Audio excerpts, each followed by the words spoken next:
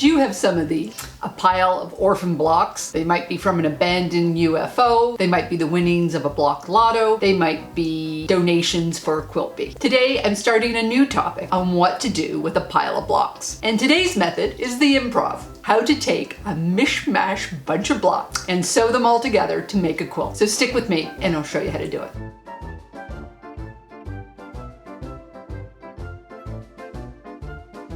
Hi, I'm Karen Brown of Just Get It Done Quilts, and if you like what you see, please click that subscribe button.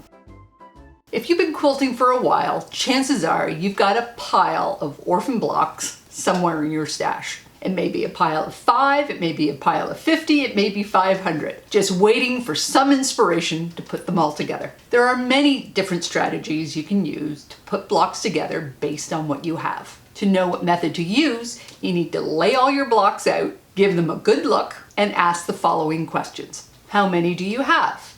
Are they all the same size? Is there a theme holding everything together? Is there a common fabric? Is there a common color? And then rank them and how important they are to you, because every pile of blocks has a whole different story. And just let the image of them just percolate for a while in your head. You might get ideas right away, but I always find it's best to sleep on it for at least one night. So today I have this project. These blocks are made by various members of the Toronto Modern Quilt Guild for the Maritime Modern Quilt Guild's initiative, Quilts for Nova Scotia. They are a total mishmash of fabrics and sizes, but what binds them all together is the color blue. So based on that, the fact that this is a modern guild project, I will be using an improv technique to pull them all together. So an improv quilt is about making decisions in the moment. You follow whatever rules you choose to set for yourself with only one absolute rule, and that is that it has to lie flat. This quilt is also going to be a lap quilt, and another guild member is going to be long arming it, so it needs to be a rectangle. And though anything else goes, I'm going to use a couple of design elements to pull it all together. When you lay out your blocks, is there one block that just goes, ta-da, look at me, I'm the star of the show? In this case, I do. It's a word, but it could be a fussy cut block, it could be a panel, it could just be a block where the colors pop out from the rest, or maybe it's simply a favorite block. You might have several of these, or maybe none. And you want to put this where you want to draw your eye. Since this is a lap quilt, I'm placing it about 1/3 down from the top. If this was a quilt that was going on a bed, I might put it 1/3 up from the bottom. I could have put it on a vertical, or I could have put it on a diagonal, but I'm going to keep it simple today. The next thing I'm looking at are similar blocks. They don't need to be matchy-matchy. I have a group of 4 here. They have a black triangle-ish portion that gives a corner of the block a little bit of heaviness. So I'm going to put them in the corners of my quilt with the black part facing out. Depending on the shape, you may prefer to put these in the middle of the sides. I call these capstone blocks. I chose this method last year when I made another improv quilt for our guild. You can use either, you can use both, you can use none. Your choice. But using capstones or cornerstones gives your block some framing. It basically tells the eye, this is the sides, and get your eye back into the middle. Another technique that I use a lot is mirroring. Mirroring helps with balance in your quilt if that's what you're looking for. Since I have this big panel in the middle, I'm going to use mirroring to help balance the 2 sides. These are 2 blocks that are very similar. Here I'm flipping one. This is improv, so I prefer that they are sisters, not twins. Mirroring can be vertical, it can be horizontal, it can be diagonal. You will see I use this technique a lot in a couple of different ways. One reason why I am going with this method is my blocks are all of different sizes. So I need a method to grow my blocks so that I can piece them together. I primarily use 2 methods. The L block, where I add strips to the top and the side, and the courthouse step block, where I add pairs to the sides and the top.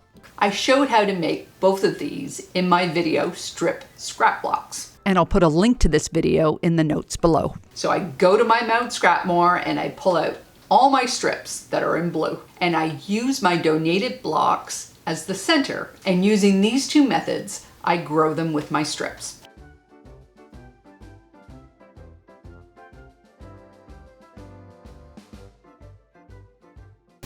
Now it's always important to keep checking against your original. You know, you do something and you think it's going to be great, but you see now I've got this, and I was going to put it up like this. Creates this kind of imbalance right here, which I don't really care for. So I'm actually going to change it up, and I'm going to put it like this.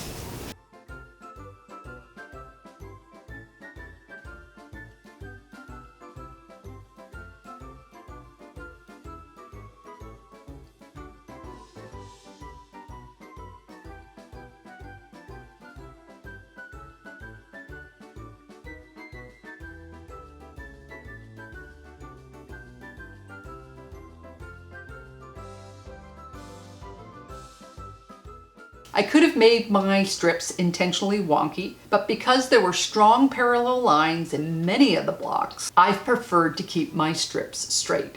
Well, mostly straight. And if I had some curves, I possibly would have sewn some of the strips together with curves. But there's other simple methods you can use to combine your blocks together too. Stacks, that's just putting the block in the middle and then strips along the side and then stacking those strips on top of one another. Economy blocks, that's taking the block, you can either put it on point, but you add half square triangles to the side and you can grow those out farther and farther. And there's a wonky version. And log cabins. So this is just spiraling your strips around the outside of a center. And there's a wonky version of this one too. As I said, this is an organic process. You make the decisions as you move along based on what you have and what you feel like doing. You can use all of the methods above, or you can use them one at a time, or you can combine them together. And when nothing speaks to you, as it sometimes does, just start sewing things together. And trust me, you'll get some ideas once that starts happening. So with Improv, you do not need to plan your layout ahead of time if you don't to. You can let it grow organically as you piece the blocks together. But eventually, as the blocks grow in size, you're going to have to think about how you're going to put it all together. Here are some simple layouts. Row by row or column by column. These are both great layouts when you have blocks that have a similar height or a similar width. Doesn't mean all of them have, you just have enough to bunch together into a row. Then there's the frame around the center. This is great when you have two distinct pile of blocks. One set goes in the middle, the other set goes in the perimeter around the outside. Multiple rectangles. This is great when you have several good focus blocks and you want to scatter them about your quilt. And log cabin. Great method when you have a lot of small blocks of a similar size and then you can just make long chains and grow it. It can work with either a focus block or not. This time, since I do have a focus block and I do have 4 strong blocks that I can use in the corners, I'm going to use a hybrid of the row by row and the frame.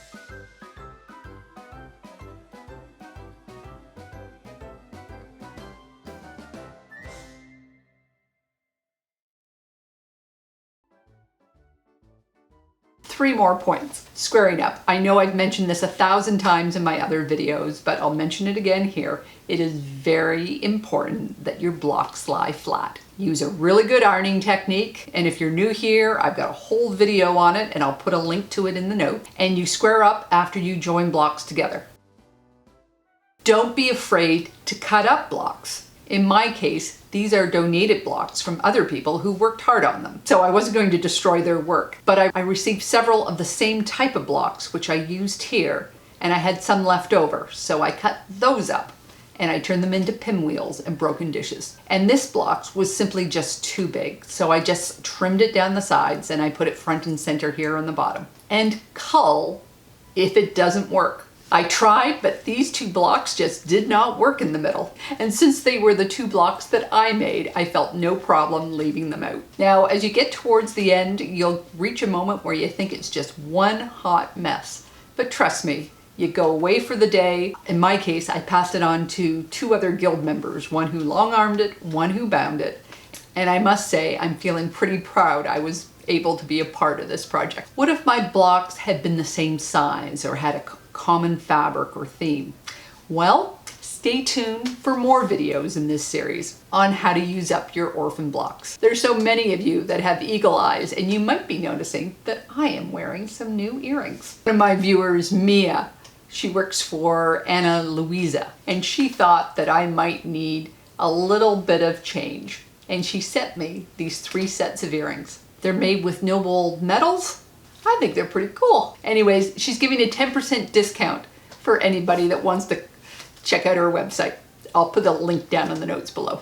There are so many great things you can do with scraps, and I've prepared a playlist of other videos that you can watch here. If you like this video, please give it a thumbs up. Don't forget to subscribe and hit that bell beside the subscribe button to be notified when I make new videos. You can also find me on Facebook, Instagram, and Pinterest at Just Get It Done Quilts. If you'd like to subscribe to my newsletter, go to justgetitdonequilts.com. So take care, and I'll see you next time.